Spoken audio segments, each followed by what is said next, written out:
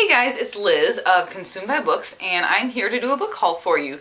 Like always, I have a lot of books, some for review, some of which I purchased, so let's get into it. I have a stack of books from Macmillan, starting with Second Star by Alyssa B. Scheinmel. This comes out in June of 2014 and is a beachy retelling of Peter Pan.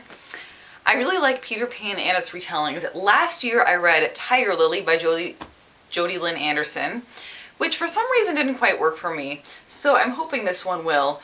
I'm not really sure how I feel about this being set in a contemporary setting that sounds fantasy-free, but maybe it'll work. We'll just have to see.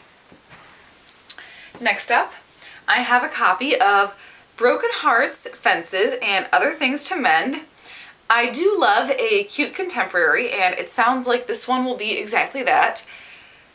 This is by Katie Finn, and Katie Finn is actually a pseudonym for an author who already has 2 books out, specifically Morgan Matson, which I say because Morgan Matson's name is actually on the back of this book. Excuse me. So knowing that Morgan wrote this makes me more excited to read it because I really enjoyed Second Chance Summer and Amy and Roger's Epic Detour, so I hope this one will be good as well. Pardon me. Next up, I have a copy of My Last Kiss. This is by Bethany Neal, and this releases in June of 2014. Looks like Broken Hearts, by the way, releases in May. But anyways, this one, the tagline is, "What if your last kiss was with the wrong boy?" This is about a girl named Cassidy who kisses the wrong boy, but I think that she doesn't really know why it happens. So this story is about her trying to figure out who exactly it is that she kissed before she died. This one sounds like it's kind of in the vein of Before I Fall, so hopefully it'll have some nice magical realism and or paranormal elements that I'll enjoy. Next up, I have a copy of The Truth About Alice by Jennifer Mathieu. This releases in June of 2014. It is about a girl who goes to a party, and when she is at that party, she allegedly has sex with 2 guys. Everything that she's been written about gets written on the bathroom wall, and then one of the guys that she supposedly had sex with dies in a horrible car accident. This sounds like a tough contemporary. Hopefully it's good. There haven't really been that many reviews of it yet. You'll see that it has a cover not final sticker on it. The final cover is actually very different. I think I prefer it slightly to this one. It's still maybe not a standout cover for me, but I do like it more than this one. Because on this one I just can't really... I mean, I think, you know, the red letters are supposed to be saying slut, but I don't think they're the right color or size. But that's just me. And like I said, the final cover is much nicer, so be sure you go look that one up. I also got a copy of Hungry. This releases in June of 2014 and is by H.A. Swain. This is about a world where there is no food, there is no need for food, there is just a medication that people take to ward off hunger, but then the main character of this story starts to feel hunger. So I'm really curious to find out how this one pans out. I really like this cover because it's so nice and simple, yet the image of that fork all bent up is very striking. Next up, I have a copy of The Kiss of Deception. This is by Mary E. Pearson, who I believe wrote The Adoration of Jenna Fox. I don't really know much about this one. It says, "A defiant princess must find her destiny in a reborn world." So I'm gonna guess it's kind of fantasy. Sounds really interesting, and I will be curious to see if it's my cup of tea or not. And then Macmillan also sent me a hardcover of a book that they also sent me as an ARC. That is The Rule of Three, which is by Eric Walters. I talked about this one in a previous book haul, so I won't get into it now. But the rule of 3 is that you can last 3 minutes without air, 3 days without food, and 3 weeks... No, I'm getting this wrong. 3 minutes without air, 3 days without water, 3 weeks without food. So this sounds like it should be an interesting read. They also sent along with it a cool piece of swag, which I will take out for you guys. This looks like a whistle and a compass kind of combined into one thing. I am not going to blow the whistle because I live in an apartment with thin walls, but I thought that was an interesting piece of swag. You don't see stuff like that all the time. It really is clever what some of these publicists come up with. And then I got a couple of things from Quirk Books. I got Nick and Tesla's Robot Army Rampage, a mystery with hoverbots, bristlebots, and other robots you can build yourself. This is by Science Bob Fulfelder and Steve Hawkinsmith. Apologies if I mispronounce those names. I do have book 1 as well that Quirk sent me, so I'll have to get to these soon. And Quirk also sent Miss Peregrine's Home for Peculiar Children, the graphic novel. The original story is by Ransom Riggs, and the art in this graphic novel is by Cassandra Jean. For those of you guys who don't know, Ransom Riggs went to Kenyon College, which is also where I went. So I do read his books as a show of moral support. We graduated about 10 years apart, so it's not like I knew him. But still, you know, same alma mater and whatnot. This does not have the photographs from the book in it. It actually has the photographs turned into drawings. And I think that it will be a really nice refresher to read before diving into Hollow City. And I'm going to get into the books I bought next. Just to note that, in case it seems weird, the order I'm doing these in, that I usually haul my books in the order that I acquire them. So I have Laurie Halse Anderson's The Impossible Knife of Memory. This is a book that deals with PTSD. A lot of Laurie Halse Anderson's books deal with tough subjects and do so very well. And this one is actually signed to me, Liz Enjoy, Laurie Halse Anderson.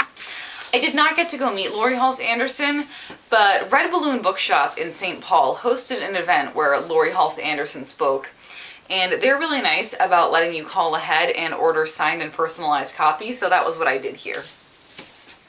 Looking forward to reading that one soon.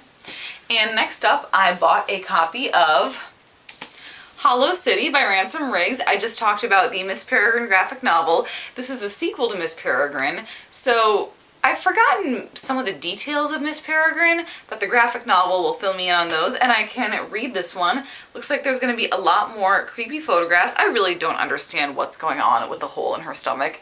Like, what the actual F is going on there?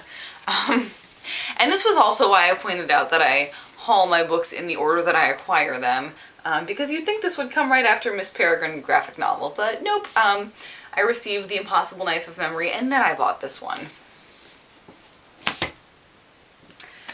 Next up is a book that I'm really excited about. This is The Unbound by Victoria Schwab. It is the sequel to The Archived. I really enjoyed The Archived. I loved the world and the writing, as I always do with Victoria's books, so I'm very excited to get back into it. This one has that fantastic, soft, buttery cover that you just want to pet all day, like The Archived did. Really cool thing about this book is that, well, first of all, there's the end papers. I mean, come on. And then it's actually green underneath, which I just think is so cool. And fun fact, Victoria said that there could be more books in this series at a later point, but the publisher is currently waiting for The Archived to sell more. So if you love The Archived, be sure to push it on people that you know and encourage them to buy it. So that we can have a chance of getting more books in this series. I know that she said that she tried to make each book stand alone on its own as much as possible, but I really think that this is a fantastic world, and I would love to see as much of it as Victoria will give us. I have not read this one yet, but I'm just really thinking it's going to be fantastic. I'm planning to sit down and reread The Archived, read this one, and then read Vicious. Or maybe I'll read Vicious first. I don't know, but I'm just going to have a little Victoria Schwab read-along sometime, and I'm going to enjoy the crap out of her books. Except there's not crap in them, because they're really good. I'm going to enjoy the goodness out of her books. Except not, because, you know what, I'm just going to stop with this analogy. It doesn't work no matter what I say. Sad when that happens. Next up is a purchase that I doubt will surprise anyone. I have a copy of Cress. This is by Marissa Meyer. It is the third book in the Lunar Chronicles trilogy. It's not a trilogy, it's a quartet. Dear goodness, Liz, what is going on with you? Cinder is a retelling of Cinderella, Scarlet is Little Red Riding Hood, and Cress is a retelling of Rapunzel. So that's awesome. This is a really enjoyable book. It's kind of a honker. But I had to buy this hardcover because I just love it. I love the way the first letter of each title looks like a musical note. I think the illustration with the hair is really beautiful. And also, as a general rule, I tend to pass my ARCs on to other people when I am done with them. And if it's something that I really enjoyed, I buy the book. This is because I like having the finished hard copy on my shelves. So there's that. Now, as I'm sure a lot of you guys know, the ALA Youth Media Awards were earlier this month, and I decided to buy myself one of the Prince Honor books, as I do pretty much every year, because I love the Prince Award. And I got a copy of The Kingdom of Little Wounds by Suzanne Kokel. This is a high fantasy novel. I decided to go with this one because I love this cover. It's so pretty. And then the edges of the pages are like this nice wine color. So that's really awesome. I believe someone said that this was a story about fairies and syphilis, so it's going to be a very weird book. Only about 2 of my friends have reviewed it on Goodreads, and other people have said there's too much sex in this book for it to be a young adult novel, which we're not even going to get into how I feel about that. Not even. That's a whole nother video in and of itself. But this one sounds like it's going to be a very unique but good and absorbing read, and also I think it's going to be very literary.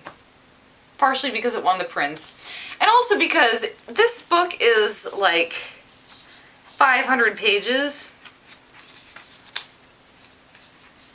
It's 550 pages, roughly.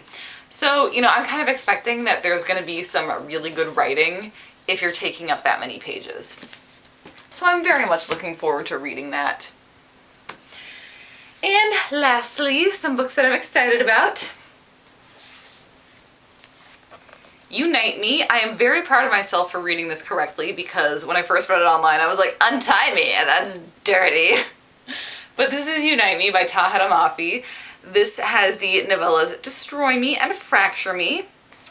So they are told from, Destroy Me is from Warner's point of view, Fracture Me is from Adam's point of view. If you don't know what I'm talking about, I am talking about Shatter Me, which is the first book in Tahereh's series.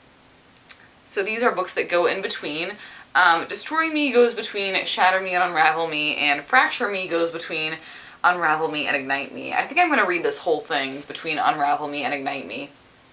So that'll be good. I decided to buy the physical copy of these novellas because look at the pretty, and again, look at the pretty. I just love these covers so much. I don't always buy the bound up copies of novellas that Harper has started doing, but I just couldn't resist this one. And as you guys probably saw in my Christmas book haul, I did get a copy of Unravel Me from my awesome Secret Santa Sarah, so I didn't have to worry about that one, and I could get straight to buying Ignite Me, which is the 3rd and final book in the series. I caved for a couple of reasons. One is that I really want to know what happens. 2 is that, oh my gosh, I love this cover. We were talking about how the eyes, we're not really sure why they chose that for the cover. By we, I mean the book rat and I, when we read Shatter Me for Wednesday YA. But I do think they make for very pretty covers. And also because everybody else on the internet was talking about buying this book, and I started to feel left out. And I knew I wanted to read it anyway, so it's like, well, if I feel left out and I know I want to read it anyways, then it's clearly okay for me to buy it, right? Funny thing is, I have not read Unravel Me yet, so I can't even open this and look at this dust jacket because I don't want to know what it says because I'm going to spoil Unravel Me for myself. I don't want to do that. So yeah, I've just got to stare at the cover, and then once I read Unravel Me, I can open it and find out what the jacket says. Or I can just open it and just read it and read the jacket later, you know. It's my decision. So that is everything that I have for this book haul today. Thank you guys for watching. I hope you have a great night. I hope that you are surviving winter, and happy reading. Bye.